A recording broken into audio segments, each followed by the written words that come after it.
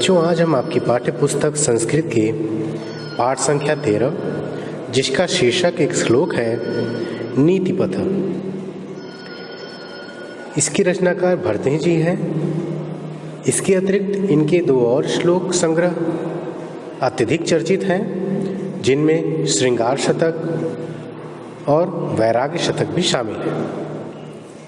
ये सभी 100 पंक्तियों की श्लोकों का संग्रह है, जिनमें से कुछ पंक्तियों को आपकी पाठ्य पुस्तक में दिया गया है।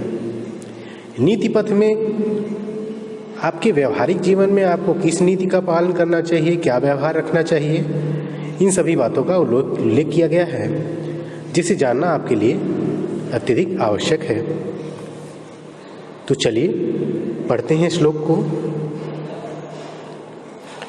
श्लोक की पहली पंक्ति है, प्रारभ्यते न खलु विघ्न भयेन नीचे प्रारभ्य विघ्न विहिता विरमन्ति मध्यमा। प्रस्तुत श्लोक में 3 प्रकार के लोगों के बारे में बात की गई है।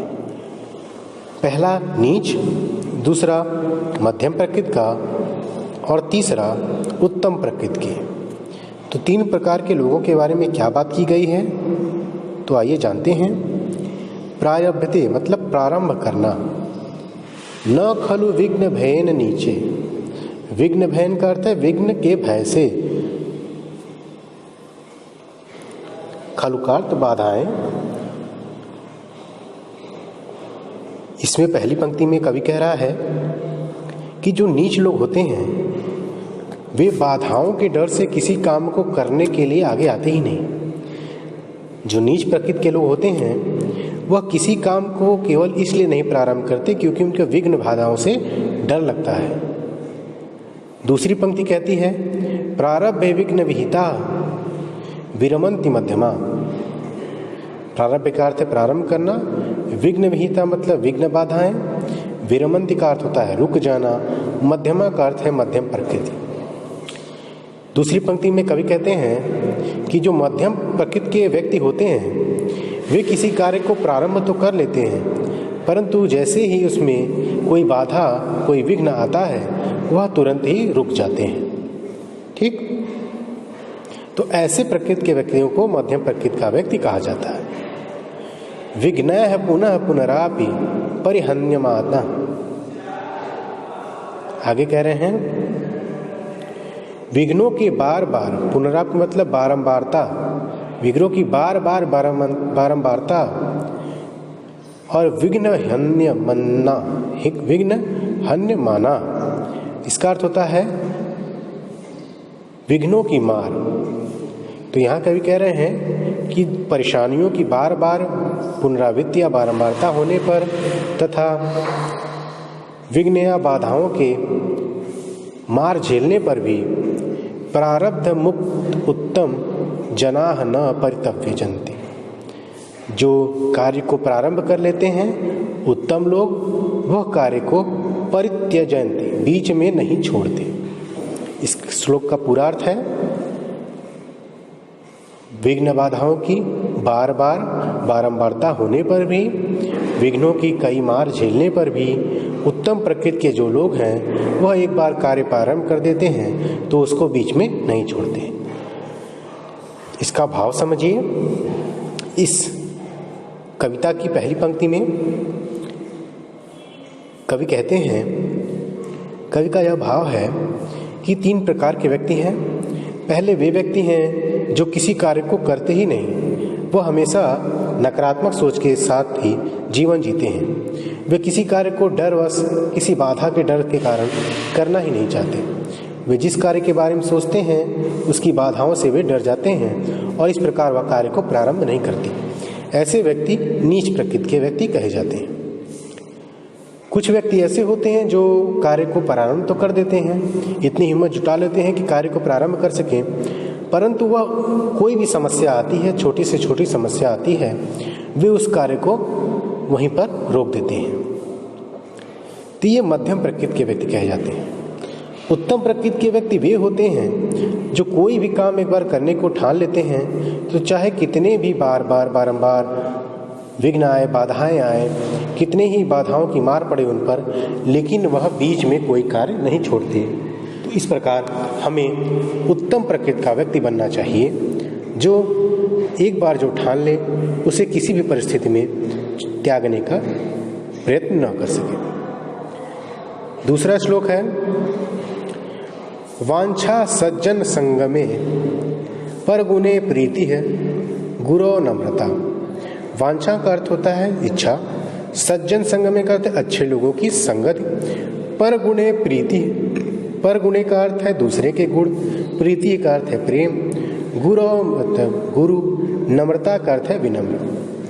प्रस्तुत पंक्ति में कवि कहते हैं कि हमें सज्जनों के, अच्छे लोगों की संगत की इच्छा होनी चाहिए, या जिन व्यक्तियों में सज्जनों की संगत की इच्छा हो। पर गुणे प्रीति, जो व्यक्ति दूसरों के गुणों से प्रेम करते हों, जो व्यक्ति दूसरों में गुणों को खोजते हों। आगे कहते हैं गुरो नम्रता, जिन व्यक्तियों को अपने गुरु से प्रेम है, विनम्रता रखते हों। विद्यायाम व्यसनम स्वपोषित रीति है लोका अवादात भयम, जो व्यक्ति विद्या अध्ययन में रुचि रखते हों। व्यसन स्वपोषयति, स्वपोषित रीति, अपनी पत्नी से प्रेम करते हों। लोकापवाद, लोक निंदा के भयम, लोक निंदा से भय रखते हों। भक्ति शूलनी, शिव की भक्ति शूलनी जो है शिव का पर्यायवाची शब्द है, तो भक्ति शूलिनी का अर्थ है शिव की भक्ति। तो जो व्यक्ति शिव की भक्ति करते हों। शक्तिरात्मक, जो आत्म संयम से काम लेते हों।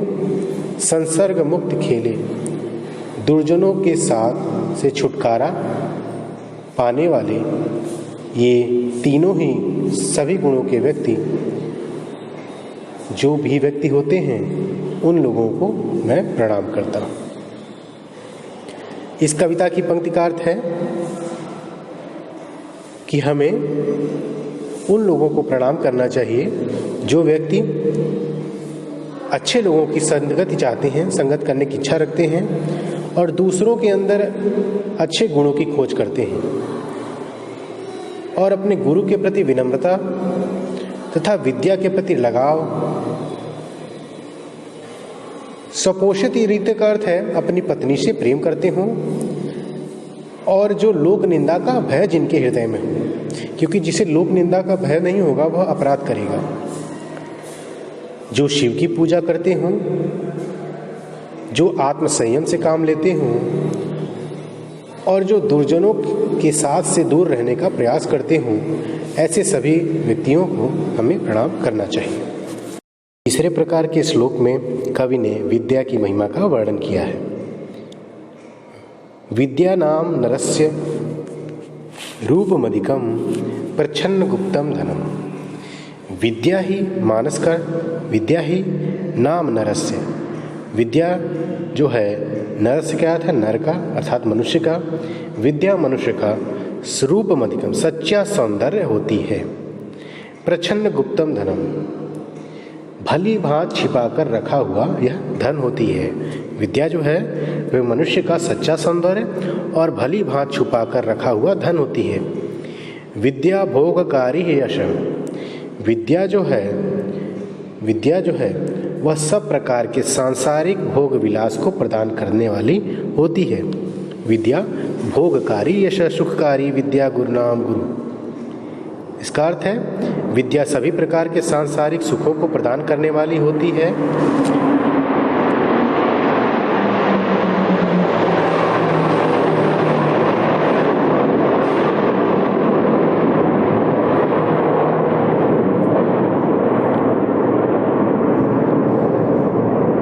आगे कहते हैं सुखकारी विद्या गुरुणाम गुरु। ये जो सुखकारी विद्या है, जो विद्या है वह गुरुओं की भी गुरु है। विद्या बंधुजनों विदेश गमने विद्या परादेवता। विद्या बंधुजनों विदेश गमने, विद्या विदेश जाने पर हमारे मित्र की तरह व्यवहार करती है। विद्या विदेश में हमारी मित्र होती है। विद्या परा देवता, विद्या देवताओं की भी देवता है। विद्या राजसु पूजियत, विद्या राजसु पूजिता, विद्या को राजाओं में भी पूजा की जाती है। विद्या की न तू धनम विधा विहीन पशु, विद्या की पूजा राजाओं में भी होती है, धन की नहीं होती। विद्या विहीन पशु, विद्या विहीन जो व्यक्ति है वह पशु के समान होता है। प्रस्तुत पंक्ति में विद्या की महिमा का वर्णन किया गया है। कवि कहते हैं विद्या जो है मनुष्य का सौंदर्य भी है और मनुष्य का भली भांति छुपाकर रखा हुआ धन भी, क्योंकि विद्या जो है अगर आपके पास है तो वो आपसे कोई नहीं चुरा सकता। जबकि आप किसी भी धन को कहीं भी छुपा लीजिए, वह किसी न किसी प्रकार से चोरी किया जा सकता है, परंतु जो विद्या है वह आपकी छिपू ही ऐसी भली प्रकार से छिपा हुआ धन है जिसको किसी भी प्रकार से कोई चुरा नहीं सकता।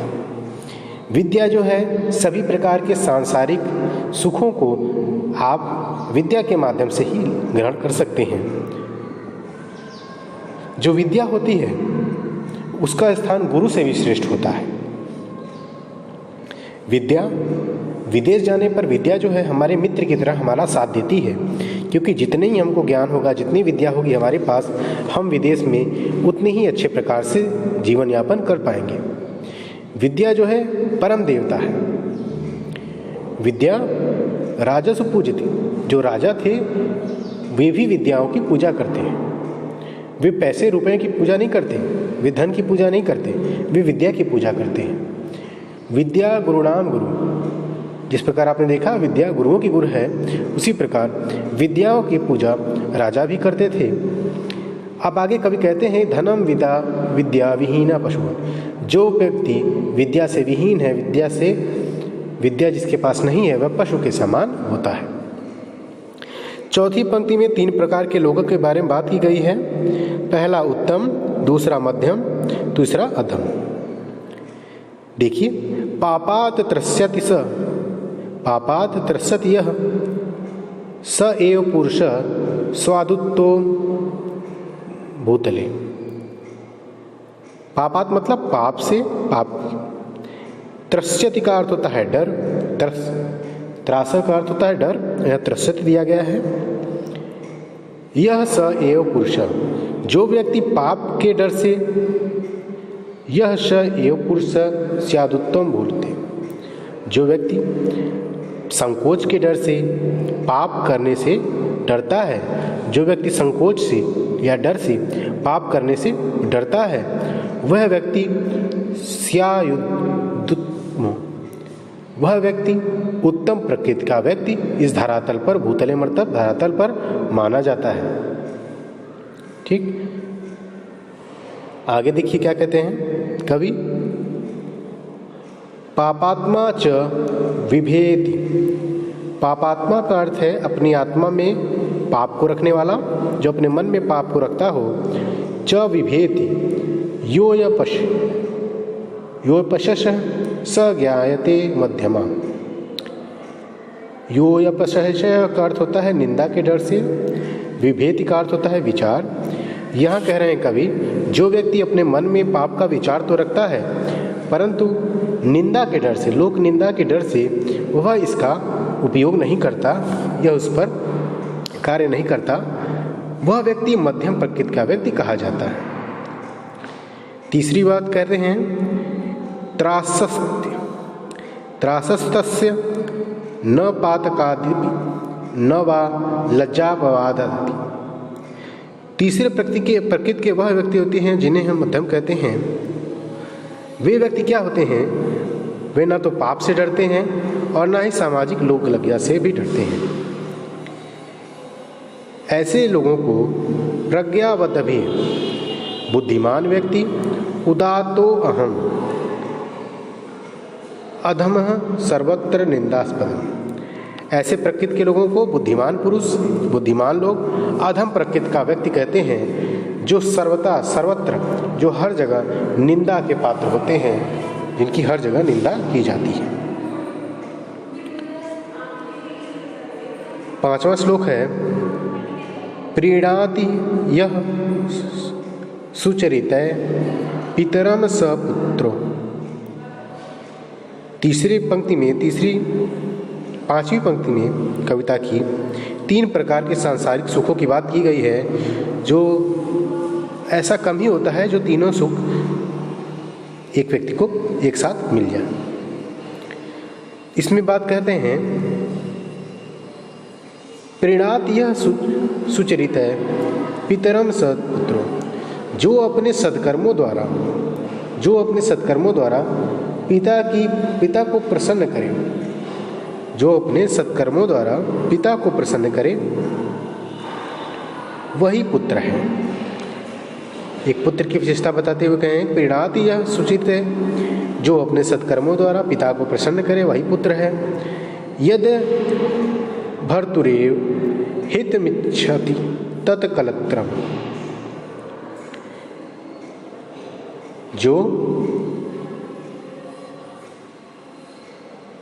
जो महिला, जो पत्नी अपने पति की हित की कामना करती हो, जो हमेशा अपने पति की हित की कामना करे, वही सच्ची स्त्री मानी जाती है।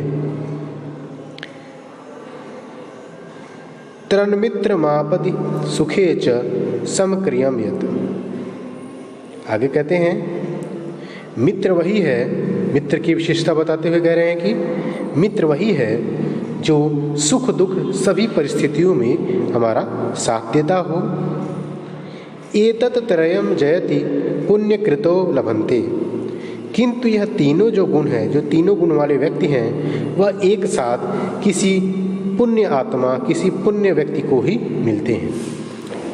इस पंक्ति में कवि कहते हैं, एक पुत्र की विशेषता बताते हुए कहते हैं कि सच्चा पुत्र वही है जो अपने पिता को प्रसन्न करने के लिए सत्कर्म करे, क्योंकि पिता अपने पुत्रों से तभी प्रसन्न होता है जब उसे वह सही रास्ते पे चलता हुआ देखता है। उसकी संपन्नता, उसकी अभिलाषा जब पूरी तभी होती है जब वह अपने पुत्र को सत्कर्मों के करते हुए देखता है। दूसरा, एक पत्नी, सच्ची पत्नी वही है जो प्रत्येक दशा में अपने पति का साथ दे, उसको सही रास्ते पर ले चले तथा उसके सुख की और उसके आगे बढ़ने की कामना करती रहे।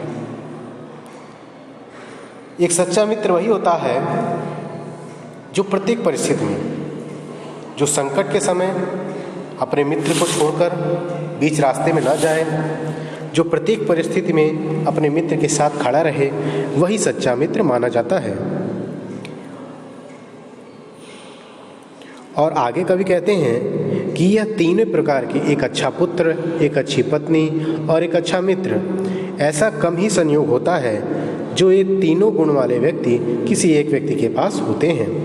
और ऐसा व्यक्ति जिसके पास ये तीनों व्यक्ति हों, जो इसी प्रकार के गुणों को धारण करते हों, वह पुण्यात्मा ही हो सकता है। तो इस प्रकार हमने पढ़ा नीतिपद। इसके दिए गए विचारों को आप ग्रहण करिए, इसके शब्दार्थ को याद करिए और अभ्यास कार्य को करने का प्रयास